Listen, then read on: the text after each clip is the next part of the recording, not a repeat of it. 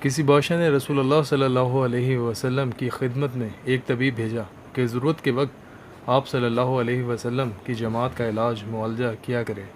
طبیب مدتوں مدینے میں حاضر رہا مگر کسی شخص نے اس سے علاج کے لیے رجوع نہ کیا۔ حکیم نے یہ مسلسل بیکاری دیکھ کر آخر ایک دن آپ صلی اللہ علیہ وسلم کی خدمت میں عرض کی کہ یا رسول اللہ، جانتے ہیں کہ خاکسار اتنی مدت سے صرف آپ صلی اللہ علیہ وسلم کے جانثاروں کی خدمت کے لیے حاضر ہے، مگر اس عرصے میں میری طرف کسی نے بھی توجہ نہیں کی۔